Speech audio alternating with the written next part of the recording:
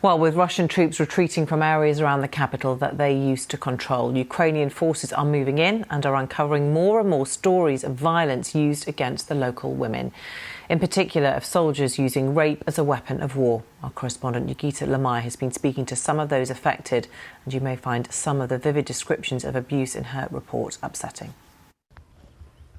A quiet rural neighbourhood shattered by barbaric violence.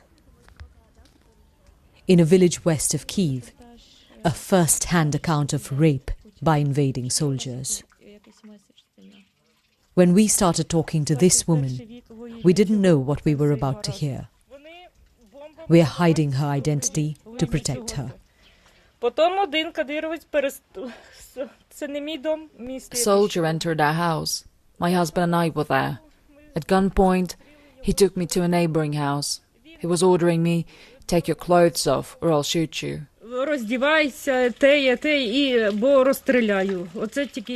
Then he started raping me. While he was doing that, 4 more soldiers entered. I thought I was done for, but they took him away. She returned home to find her husband shot in the abdomen. He died 2 days later. She buried him in the backyard.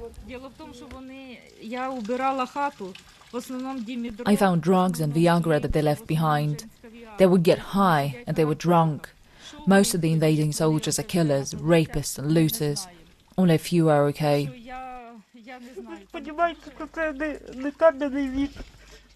I want to ask Putin, why is this happening? I don't understand. We're not living in the Stone Age. Just up the road, we heard of another rape case. It's being investigated by the police. This is the house a woman was taken to and assaulted. Upstairs, the bedroom where she was later killed. It's a disturbing scene. On the mirror, a message in lipstick. Tortured by unknown people, buried by Russian soldiers, it says. Out in the garden, we were shown her grave. A day after we went, Ukrainian police exhumed her body. The note, we're told, was left by a separate unit of Russians who found her body and buried her here. They later told a neighbour, Oksana Smolenska, about the dead woman. They told me she had been raped and that her throat was either slit or stabbed and she bled to death. They said there was a lot of blood. We travelled 70 miles east to another village. To what used to be the home of a family. A couple in their 30s and their young child. Signs of their peaceful, ordinary life lie amidst the ruins. On the 9th of March, Russian tanks rolled in. 2 soldiers shot the man dead. The woman who lived in this house managed to escape along with her child. She called the Ukrainian police and she's given them her testimony. She's told them she was raped multiple times by the 2 drunk Russian soldiers who killed her husband. And she said they threatened to kill her little boy too if she didn't do exactly as they said. As the soldiers left, they burned down the house.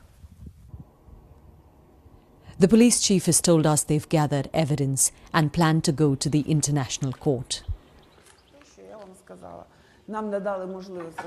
In Kyiv, we met Ukraine's human rights ombudsman, Lyudmila Denisova, who's been recording rape cases. About 25 girls and women aged 14 to 24 were raped during the occupation in the basement of one house in Bucha. 9 of them are pregnant. A 25-year-old woman called to tell us her 16-year-old sister was raped in the street in front of her. To calculate the number of such sexual crimes is impossible at the moment, because not everyone has come to us. Not everyone is willing to talk to us.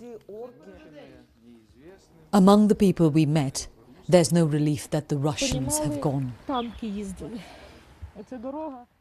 because they've left behind deeply wounded lives that might never recover. If you see something, say something.